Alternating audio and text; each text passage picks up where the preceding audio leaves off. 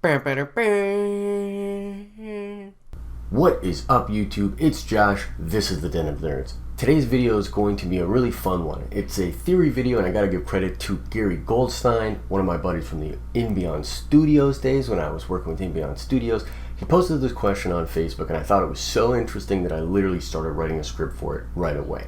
The question is, can a Jedi using the Force lift Thor's hammer? The answer is, if they are worthy. So that's all I've got for this video, guys.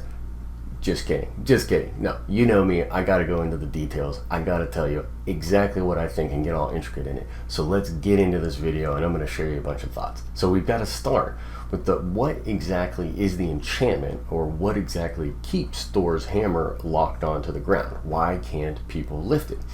It's an enchantment that is put on it by Odin, by the Allfather, and it's basically a safeguard to keep the power of Thor out of the hands of people who are not worthy. But, you know, what constitutes being worthy? What exactly does that mean? Well, it's more or less the idea of being worthy of the power of Thor is having the personality and the intentions of Thor. I mean, it's Thor's hammer, so it's basically like a safeguard for that.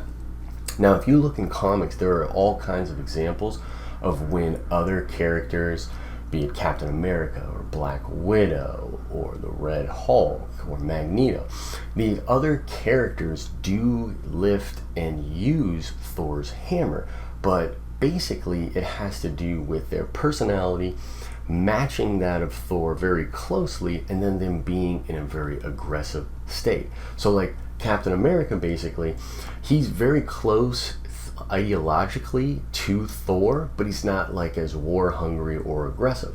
But in moments where he's very desperate and he needs to be very aggressive and war hungry, he's able to lift Mjolnir and use the power of Thor. So it's all about being close to what you would think of as the personality of Thor and being in that aggressive, war hungry state. Now, there are some examples that I really want to go into detail about because they're going to relate to the powers of the telekinesis or the force telekinesis that Jedi use. Now, in the Ultimates universe, which the Ultimates is a version of the comics that were supposed to be more relevant and modern, their modern takes on it. And the Ultimate universe was really, really cool. Ended earlier this year with Secret Wars. Miles Morales came from there. There was some really great Mark Millar storylines in there and everything like that. But the point is, the Ultimate's Magneto uses Thor's hammer in those comics by manipulating the electromagnetic fields around the hammer to basically alter like gravity and stuff like that to be able to use it. So that's one example of like a scientific loophole to getting around the enchantment. There was another example, and I believe this was in 616 continuity, where Thor and the Red Hulk are fighting in the atmosphere, and basically the hammer still adheres to like the rule of gravity. So as it's falling to Earth, the Red Hulk is able to grab it and use it to like pummel Thor as it's falling, because it's still adhering to gravity. So it's not like he was worthy, he just kind of found a loophole in the realm of physics in order to grab the hammer and use it while it was falling to Earth. Very interesting here. Now, let's get into Jedi. Let's get into the Force. What exactly is going on when a Jedi uses the Force to lift things or to call things to them? Well, with all the research that I've done, it's basically the idea of energy fields being manipulated, or physical properties of the known world being manipulated by the willpower of a Jedi. So this gets into like really interesting physics and metaphysics ideas that, like, for instance, to the universe, it's no more difficult to like grow a blade of grass as it is to literally grow an entire galaxy. So it's like relative, and to the universe it makes no difference whatsoever. And there's, you know, all sorts of metaphysics in the Jedi ways and in the Jedi philosophies. And I'm reminded of on Dagobah in Empire, when Luke believes he cannot lift the shuttle out of the swamp because it's entirely different than lifting a small stone. And Yoda says to him, no different, only different in your mind. And the mind and the strength of will is really what determines how a Jedi is able to manipulate the physical planes and the waves, and much like the electromagnetic fields that Magneto manipulates, or how the Red Hulk is using the hammer as it's falling to the ground. A Jedi is able to, with will alone, manipulate these forces in order to bring a desired outcome. Now, I don't think that the Jedi know exactly what's going on. They don't understand those laws of physics, but those laws of physics just align themselves with the will of the Jedi and more or less the will of the Force. Okay, so going back to the question, can a Jedi lift Thor's hammer using the Force? Well, I would have to say that yes, depending on how strong their will is and how strong their mental state is. Yes, a Jedi would be able to lift Thor's hammer and possibly even move it around. However, that does not automatically make them worthy, and therefore will not automatically give them the power of Thor.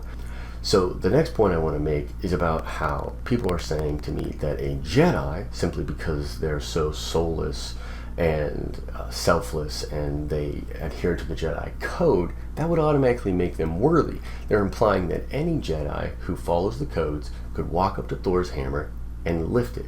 And I have to say that that is completely incorrect. Simply being a good person or having a good outlook on life does not make you worthy. There are plenty of people in Marvel Comics, and the best example is Captain America, who have good ideologies. They have a good moral compass, but they're not worthy. Cap can't just lift the hammer all the time.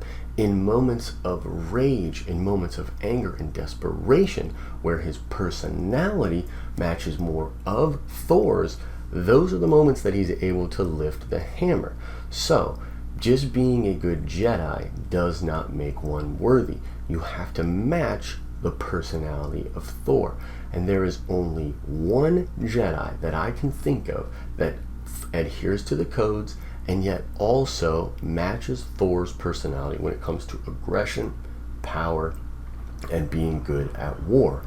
And that would be none other than Master Mace Windu. That's right, the Bamf himself, Sam Jackson, in my opinion, is the only Jedi that could walk up to Thor's hammer and lift it and have the power of Thor.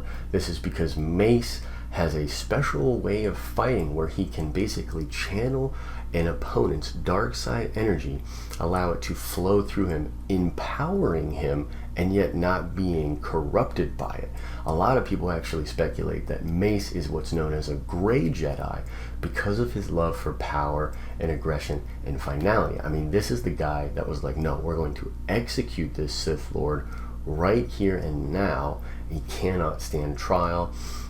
He's not like Yoda. He's more aggressive. I see him as more a matching of Thor's personality.